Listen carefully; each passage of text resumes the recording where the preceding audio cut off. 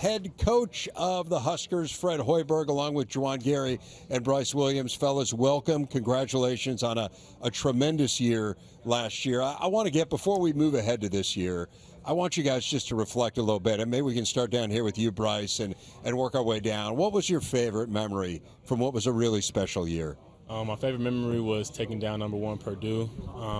But really, every night running out there in front of those fans and playing for them and putting on the bright red, it was really a dream come true. Juwan? Like he said, beating the Purdue team, #1 in the nation at the time. The Wisconsin game too was another big one too. For sure, those are the 2 top games of my career. How about for you, Coach? You know what? It was just how that group rallied together, how they played unselfishly. There was no agendas on that team, and every day was a pleasure to step into the gym when we started practice. And when you have a team that gets out there, they compete every day. They play together, you know you got a chance to win, and that's what that group did. I was just really proud of how we continued to take steps in the right direction and really played our best basketball at the end of the year. There's so many great stories, and I think part of what we hope to do on Media Day is for the fans to get to know the players a little bit. So I just want to start right away with you, Brice. I think you're an amazing story. Your dad was the all-time leading scorer at Charlotte. You followed in his footsteps initially. He's a gregarious guy, a minister. I know he's sadly passed away. But what were the biggest things you learned from him about basketball and about life? Me and my dad really didn't talk about basketball that much. I kind of didn't pick up basketball until high school. But with life, my dad was just always taught me just to not do anything, put your all into everything, and to be consistent with everything. My dad, he didn't get in the pulpit and say you should be this way and then not live that way. He kind of was a living proof of what a man is and how a man should be, and that's why I am how I am. And with basketball, he just pushed me to be confident. That's all he wanted me to do.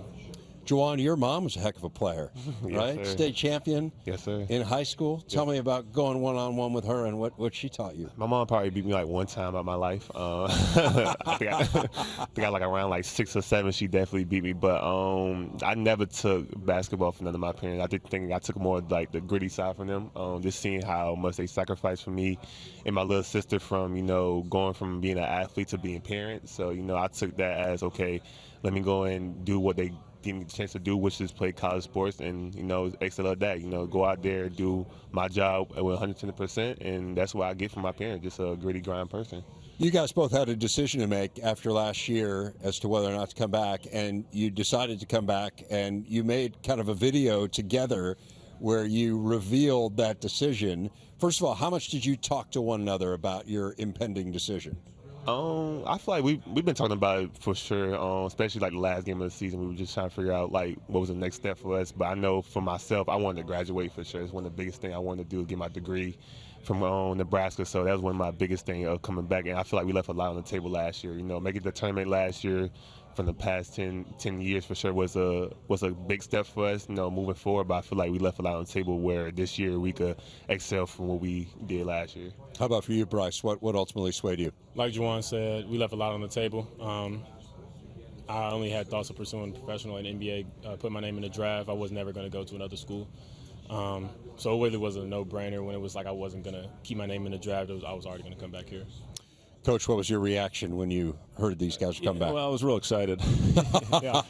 These 2 guys were such a huge part of the year that we had a season ago and the success. And, when you have guys like Brice, guys like Juwan who set the tone every day with their work habits, and, these guys are always in the gym getting in their extra work, and they're very consistent with their message. And, we had to have that. We had to have guys that experienced that success a year ago to come back to the program to help the new guys along, the freshmen and then the transfers that have come in and live up to the standards that we set a year ago that helped us get to the level that we did. And these guys are 100% right, and that's been the challenge for us. And what we've talked a lot about is we've gotten to the tournament now, and the only guy in the roster that had NCAA tournament experience was Juwan last year. He was the one guy at Alabama that played in the tournament, made it to the Sweet 16. Nobody else on our active roster a year ago had played in the tournament. And now we've got a lot of guys that have been there and experienced it. And the next challenge now is to get over the hump and win games in March.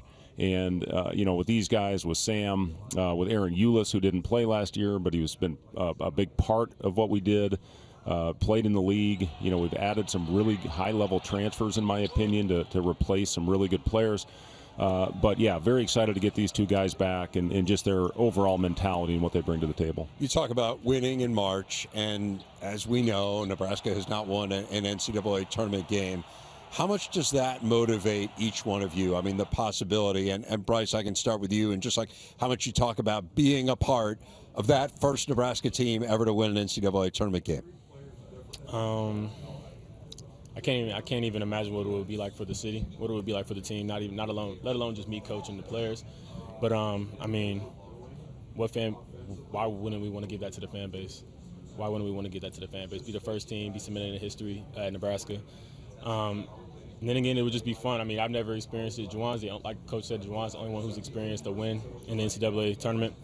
And I want my win in the NCAA tournament, and I want to make a run in the NCAA tournament. So that's our goal, and that's what's going to be our team's goal. Definitely, like anybody that would say in Nebraska, I feel like we win that one game in tournament, I feel like we're going to get a statue built of us. So just seeing that statue of us out there, hopefully 1 week or 1 year out of your life. But just win that first game in the tournament is going to shock the world. Nebraska basketball has been an up-and-coming thing, since I've been here. It's been a joy, playing beside Coach Fred, playing beside, Brice, stuff like that. But in the day, it's like, that first game, that one game in the tournament is going to fuel us to win another game, then win another game, then the point where we're in the Elite Eight to the point Final Four, and then hopefully get to a national championship, but never look too far. But that first game and that first W in the tournament is going to mean a lot to a lot of people. So what needs to happen with this group for this to be that team, Fred? Yeah, consistency is a big thing we talk about. That's a big word. Every day these guys come in. I never have to worry about competitiveness, and that's a great thing to have. If you have a competitive group that steps on the floor every day and works, you're going to have a chance. You're ahead of the game in that respect. The biggest thing that we have to be is consistent. We have to take care of the ball. When we do that, we're pretty darn good. When we get back, when we defend, when we do things the right way, build the right habits and always fall back on those, then we're going to have a chance. But, for me, we have a very competitive group of guys. And, again, this has been a lot of fun to be around this team. It's a very similar makeup to last year's group. And even the year before when Juwan got hurt, Emmanuel Bandamel, who was a big part of what we had going, I think that was a tournament team if we didn't have the injuries. Derek Walker missed 5 games that year. And then this last year, again, we got there, we've been it, but we can't be satisfied with it. We have to take that next step. You mentioned injuries, and I know you lost Rink Mast here for the year. Tell me about the big guys that you do have, though, Morgan and Mia, and what we should expect from each one of them. Yeah, we'll miss Rink a lot. There's no question that he was a big part of the success. He led us in assists. He was a double-digit scorer. He led us in rebounding. But getting two very different players, Braxton Mia 7'1", I haven't really had a player like that at the collegiate level. Are you going to ask Painter for advice on how to deal? Yeah, unfortunately he's 3 inches shorter than his guy. But no, he's a rim protector. He's really I've been very surprised with his poise in the pocket. When he gets the ball, he's been a really nice playmaker. And again, he's got the athleticism and the size that you just can't teach. And then Andrew Morgan, he's really good on the block. He's got great footwork. He can make a play at the elbow. He's a very good passer. So even though we won't have Rink, we feel good about the size that we've gotten. And then Burke from UCLA is another guy I think we can play some small ball with. He's 6'10". He's actually a little bit bigger than Rink is, and he's unbelievably skilled. Can shoot it, pass, dribble. So, yeah, we've got some versatility that we can play with, and we'll miss Rink a lot, but we've got some players that can replace him. One thing that has really stood out to me as I've watched you build this program and get it to the point where you have is that you really changed the philosophy around how you play, right? When you got to Nebraska, your goal was to be up-tempo, was to take the first good shot. You guys weren't quite as good defensively, and that had worked for you, right? You had won at an amazing level, particularly at Iowa State, and then it wasn't working for whatever reason in the Big Ten, and you changed. So tell me a little bit about the defensive philosophy that you were able to instill in this team. I think it started with him, and you mentioned Bandamel, right? You got some guys who wanted to defend, but how did you make that pivot in your coaching? Yeah, I mean, we were a gritty, grimy, defensive-minded team that year, and we were top 25 in defense before these guys got hurt, and then we completely flipped the way we played and became much more of an offensive group, and that's when K-State really took off. Yeah. Sam got his opportunity and took full advantage of it, and had other guys in that team, that really helped us. And even though we had those setbacks, we still finished with the best record in the league in the month of February, and that carried over to next year's group. And Nate Lenzer is an assistant coach for us that handles our defense, and he does a phenomenal job. I've been really impressed with what he has done on a daily basis to build the habits with our defense.